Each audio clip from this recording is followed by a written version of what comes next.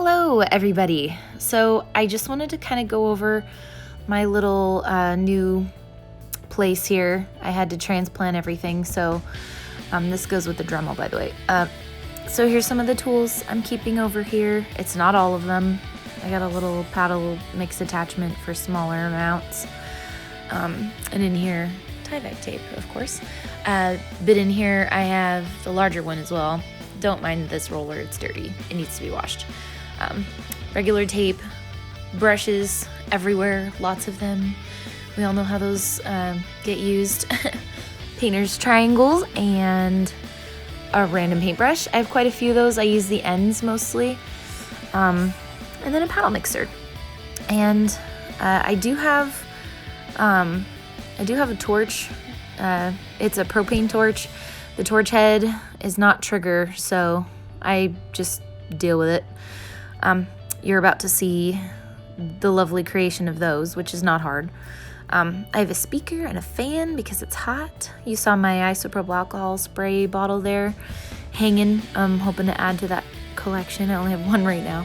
And a tripod so I can make some cool videos. And this is really, I just set this up today. Planning on doing this thing later, so we will see. All right, so for these, I'm trying out Geode coasters. I have 100% silicone here. You have to pierce through the foil using the tool attached to the little gun here. So then just put it in, make sure it's slid all the way tight, and then voila, it is loaded and ready to rock. Sorry you can't see the beginning of this first one, but basically what I'm doing is creating a freeform geode shape. You want it to kind of be organic. My first one was pretty circular, but basically you want to think about it as if you're cutting a rock in half. Geodes are basically rocks cut in half.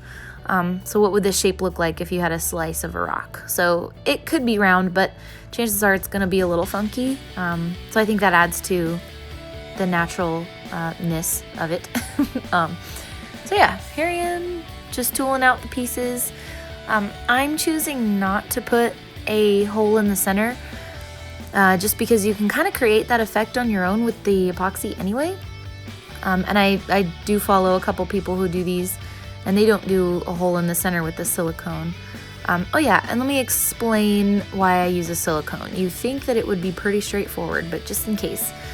Silicone repels epoxy, so whatever form you put it in, make sure it's perfectly sealed up.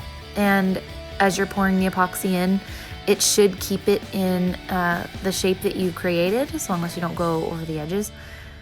And the plastic sheeting underneath it, I have all those newspapers there just in case, but the plastic sheeting is it's literally just plastic sheeting you'd use to cover things up when you're doing like a paint job in your house or something.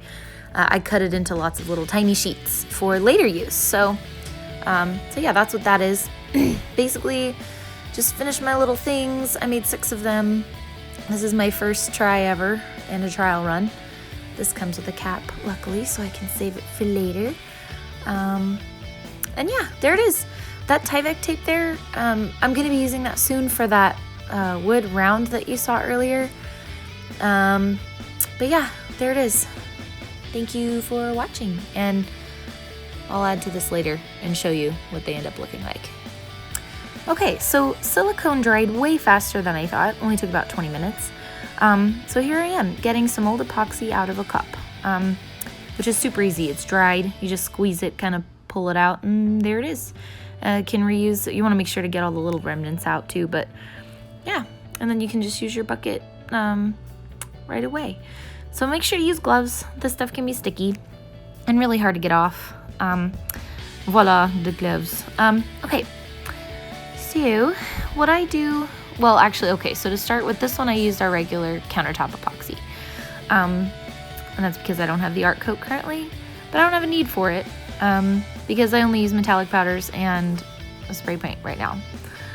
So what you want to do is use the part B first, because it's thinner, it's easier to measure. So I went ahead and poured that, and then the part A came afterwards. The part A is the thicker one. So you measure it a 1-to-1 ratio in your little bucket by volume. And then yeah, keep that cap on tight if you want to save it.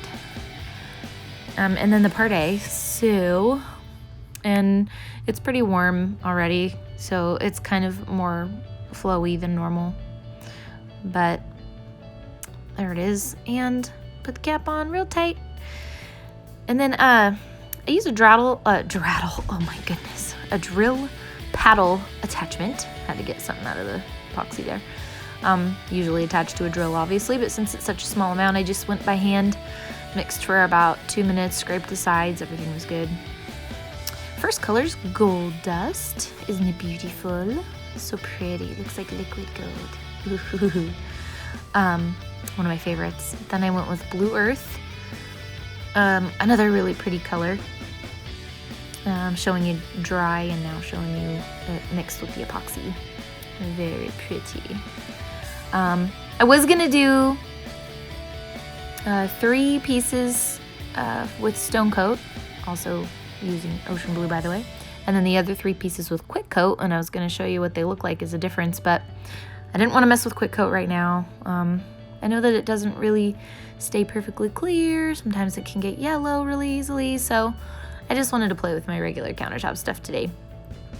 You'll see in the middle of me pouring that I'll decide to randomly start pouring into the other 3, which was me making up my mind. So here I have all the colors mixed, and I have 1 bucket with a little bit of clear left over, and decided to start with the ocean blue.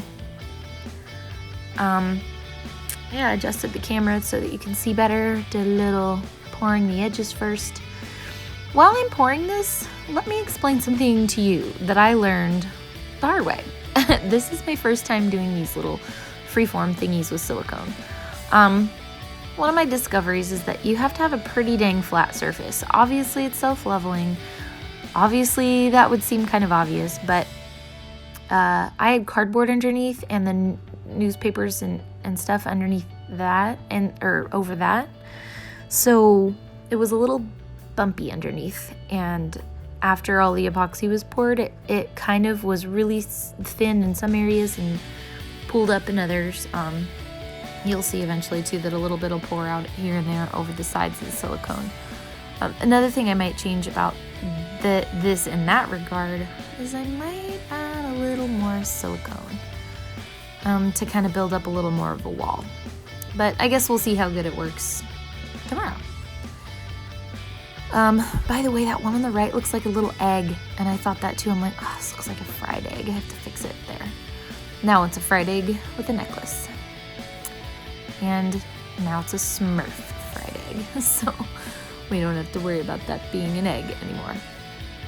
Adding a little more of the blue earth to the mixture. At this point, I'm just kind of playing with it until all the colors are gone. And I think right here is where I decide, you know what, wow, they're pretty, but, ooh, yes, hello, done. But now I'm like, you know what, forget it. I'm just gonna do all 6. So, starting with blue earth in this one. And actually I started with clear, and now I'm putting blue earth in the center. And I'm repeating with it.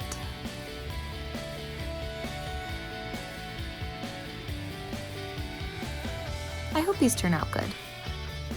I guess we'll find out. I will debut them on another video because for now I'm just showing the process, some of my little intricacies, I don't know, things that I've learned. And I'm still learning this particular thing, by the way.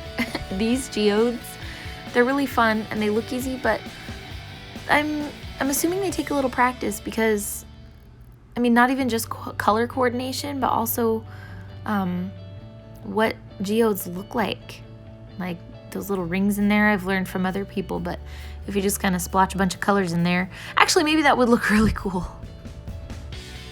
I'm gonna be doing that next, maybe. Putting in some last little touches of that beautiful ocean blue. And goodness, did this make a mess afterwards. Look at how beautiful, right? Cute. This one's all really pretty and cute. This one's cute, even though this one's got a little spill at the end. But, you know, They came out okay. Let me go ahead and show you a picture of what they look like now. So that's what they look like now, but we'll see. Sometimes there are happy mistakes, and this is gonna turn out awesome. So keep a lookout for those on the beginning of my next video. Thank you so much for watching. See you guys soon.